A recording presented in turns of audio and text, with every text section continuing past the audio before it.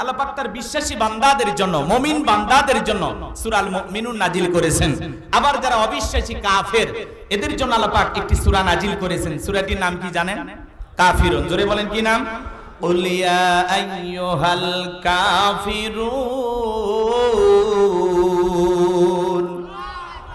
যারা অবিশ্বাসী কাফের এদের জন্য আল্লাহ পাক সূরা কাফিরুন নাজিল করেছেন।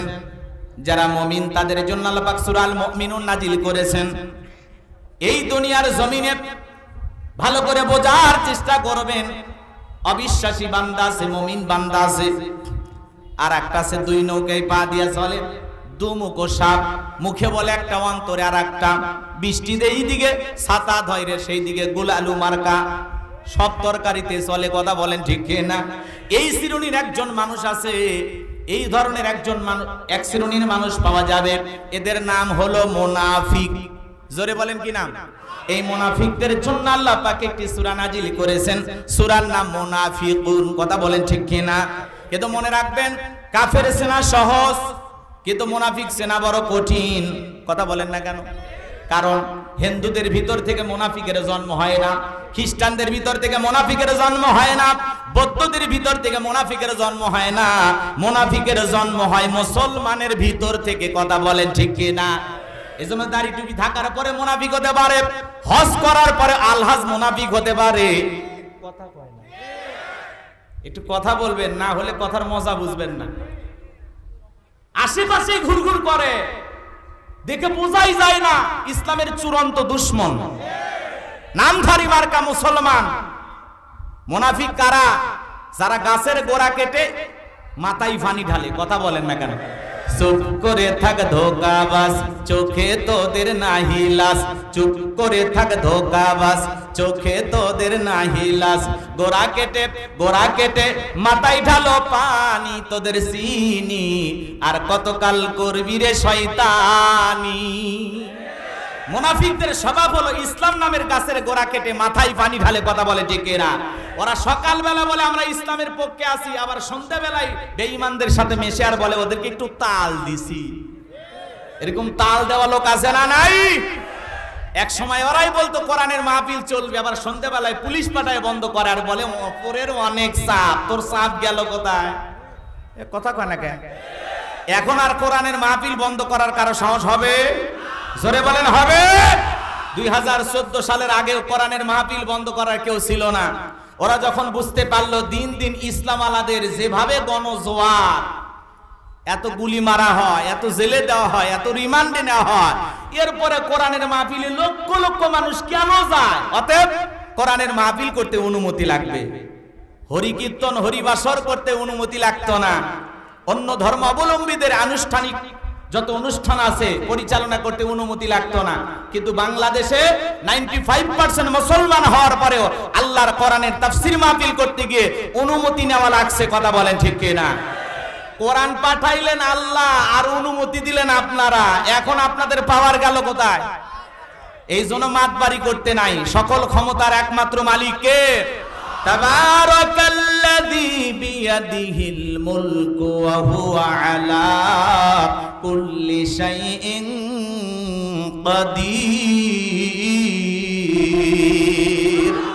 মহামান্বিত সেই সত্তা যার হাতে সর্বময় কর্তৃত্ব, রাজত্ব পাওয়ার ক্ষমতা, তিনি হলেন সব বিষয়ের উপরে শক্তিমান। বলেন আল্লাহু আকবার। আকাশ আর জমিনে আল্লাহর চাইতে বড় ক্ষমতাধর কেউ আছে? এই জালেমেরা নামাজীদের উপরে জুলুম করেছে, জালেমেরা জুলুম করেছে আল্লাহ ওয়ালাদের উপরে, আলেমদের উপরে হাজার হাজার জুলুম করেছে। এরপরেও কিন্তু যাদের উপরে জুলুম করেছে এরা জমিনে ঠিকই টিকে থাকবে। যে সমস্ত জালেমেরা জুলুম করেছে ওরা এখন পালানোর জন্য গর্তও খুঁজে পাচ্ছে না। কথা বলেন ঠিক না? মাঝে মাঝে দুই একজন পাবলিক পায় আর গণধোলাই দিয়া সাইজ করে সেনাবাহিনীর হাতে তুলে দেয়। এই জন্য জুলুম করতে নাই, সামনের দিকে যায়। আলোচনা আস্তে আস্তে বুঝবেন, খুব বেশি সময় আমি পাবো না, আজকে বক্তা বেশি বোঝেন নাই। তারপরে এলাকার মানুষ দুই চারটা কথা বলার জন্য আসছি। বিরক্ত হচ্ছেন আপনারা? মন খারাপ করেন? এখনো কি উল্টাপাল্টা মনোভাব আছে নাকি? উল্টাপাল্টা চিন্তা ভাবনা বাদ দেন, দিলটা পরিষ্কার করেন। কথা কি বোঝেন নাই? বাবার শাসন দেখেছেন, স্বামীর শাসন দেখেছেন, চাচার শাসন দেখেছেন, আপার শাসন দেখেছেন, ভাবির শাসন দেখেছেন। আল্লাহর কোরআনটা দিয়া দেশটা কেমন চলে দেখতে মনে চায় না? ও গাইবান্ধার মুসলমানেরা, দেখতে মনে চায় না? কার কার মনে চায়? দুই হাত তুলে মালিককে দেখায়া দেন।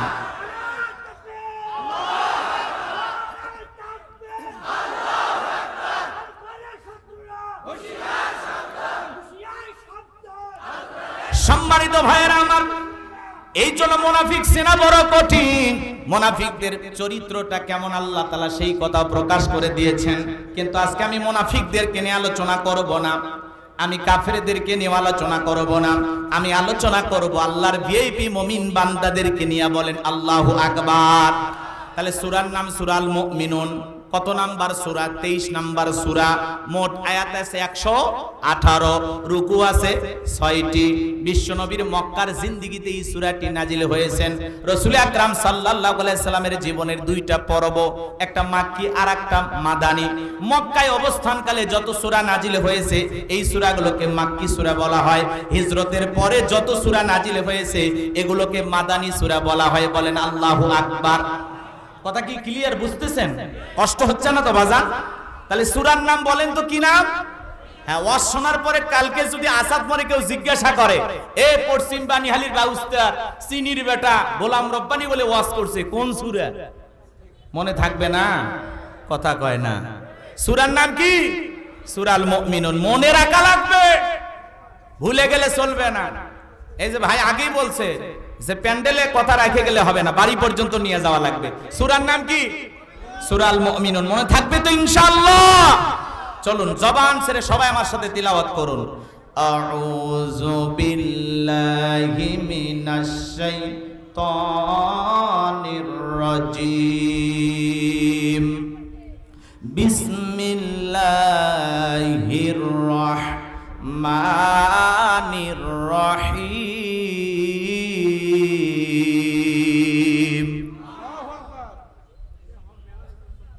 বিতাড়িত মুর্দা শয়তানের কাছ থেকে আল্লাহ পাকের কাছে আশ্রয় প্রার্থনা চাচ্ছি। পরম করুণাময় দয়ালু আল্লাহ তাআলার নামে শুরু করছি। পেছনে কথা বললেন না, তাহলে আলোচনা ডিস্টার্ব হবে। আমাদের সম্মানিত শ্রদ্ধাভাজন সভাপতি মহোদয় আমাদের মাঝে উপস্থিত, আলহামদুলিল্লাহ বলেন। উনিও এই গাইবান্ধার অলিতে গলিতে আলোচনা করেন, কথা বলেন ঠিক কিনা? আসলে এত বড় আলেম পাশে বসে আছেন, কথা বলা অনেক কষ্ট। তো ওনার কাছে আমি দোয়া চাচ্ছি, অন্তর থেকে দোয়া করবেন আমি যেন কিছু কথা বলতে পারি, আল্লাহ বলার তৌফিক দান করেন। জোরে বলেন আমিন। এদিক খেয়াল করেন, এই যে মুরব্বি মুরব্বি হাসে, বোঝা গেছে? এই যে মুরব্বি মুরব্বি একটা ডাইরেক্ট ভাইরাল হয়েছে না? কথা বলেন না কেন? আমাদের একজন প্রবীণ আলোচক, উনিও পীর সাহেব। কি নাম বলেন তো? কথা বলেন না কেন? সাহেব মোস্তাক ফয়জি, পীর সাহেব, চমৎকার কথা বলেন। আমি নিজে তার আলোচনার একজন ভক্ত। আল্লাহু আকবার বলেন।